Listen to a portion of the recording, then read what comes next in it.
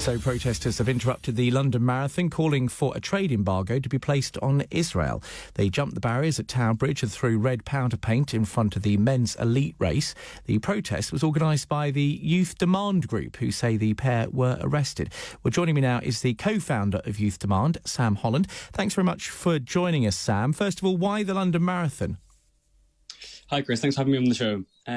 So we disrupted the London Marathon today because we're making two demands of the British government. The first thing we're demanding, as you mentioned, is that the UK imposes a full trade embargo on Israel. And the second thing is that the UK must raise £1 trillion by 2030 from taxing the super rich and fossil fuel corporations to pay climate damages to the global south. And we disrupted the London Marathon today because the situation in Gaza, in Palestine, is catastrophic. We are sickened to the pit of our stomach with what the UK government is doing. It's the role that it's played in the genocide in Palestine. As you know, and as your listeners will know, the UK government is still supplying weapons to Israel to allow the genocide to happen. They're supplying the parts for the F-35 planes, the fighter jets that are dropping the bombs on Gaza that have killed over 20,000 kids in the last 18 months. And to us, that is unbelievably sickening, and we cannot be complicit in this. We cannot allow this to continue. And that means doing whatever we can, whatever we non-violently can do to raise the attention of this to the country and to force the British government to change its policy, to force it into action, to force it out of complicity. And so that's why we disrupted the London Marathon today. That's why we will continue disrupting events across the country to force this genocide and the government's role in it up to the top of the national agenda, where it deserves to be. Now, some people say you disrupted an event that brings people together for positive causes. How do you respond to that criticism? I think it's all well and good to pretend that all things are all rosy. We can all get together and celebrate the London Marathon. We can all get together and celebrate. I don't know what the other key national events that are happening in the country. And we think at this point that's simply not the case. You cannot pretend that things are normal at this point in history.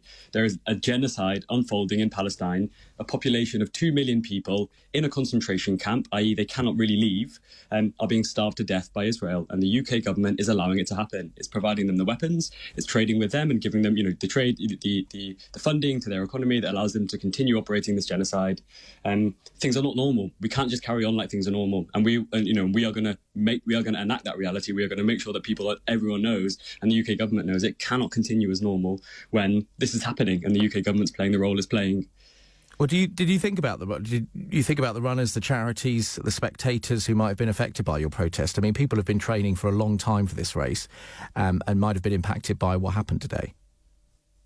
Of course, we think about everyone. We are very deeply compassionate people, that run these campaigns, that are involved in these campaigns, that sacrifice, like the two people, Chrissy and Willow, that disrupted the marathon today. They've made massive sacrifices to do the action they've taken. They're currently in police custody. They'll be taken to a police station. They'll be sat there for the next 24 hours. They'll probably be held for court tomorrow.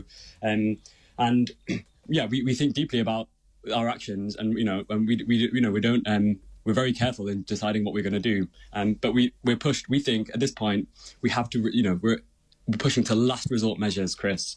Absolute last resort measures. There's been there's been mass marches. There's been millions of people on the street, hundreds of thousands of people on the streets of London over the past 18 months trying to demand action from the UK government. Have you spoken to any MPs about this?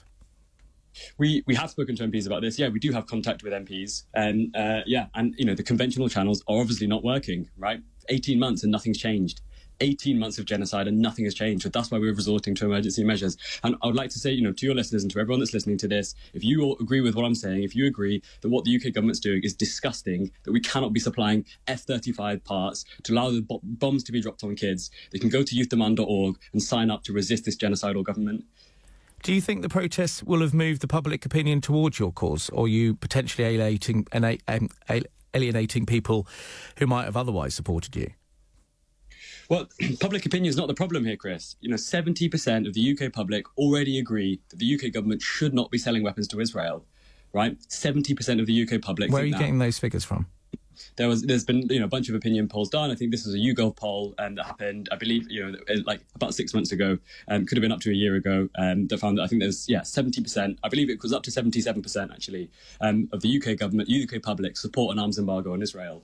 And so that's all. Public opinion is not the problem, right? The public agrees with this. The problem is our genocidal political class that refuse to stop this from happening, right? They're directly participant to it. They know exactly what's happening, right? They know what's happening on the ground in Palestine. They have the information, and they're refusing to change the course of action, right? Because they're happy to do this, right? They're happy because it keeps them in power. It keeps it benefits the power interests of the rich and powerful in this country to keep Israel in the position that it is in the Middle East. And if that means killing tens of thousands of kids in Gaza, they're fine with that, right? And that's why we have to resist, right? It's a genocidal political class we're dealing with, right? You couldn't be not genocidal and do this.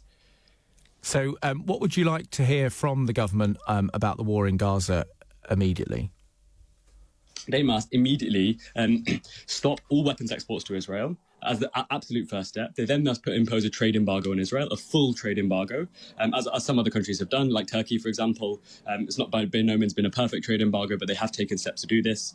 And they must use the UK's voice on the international stage to rally other countries to do exactly the same thing, so that we can bring this to a close. It has to stop. How can it continue? I mean, Chris, do you think this can continue the way it's going?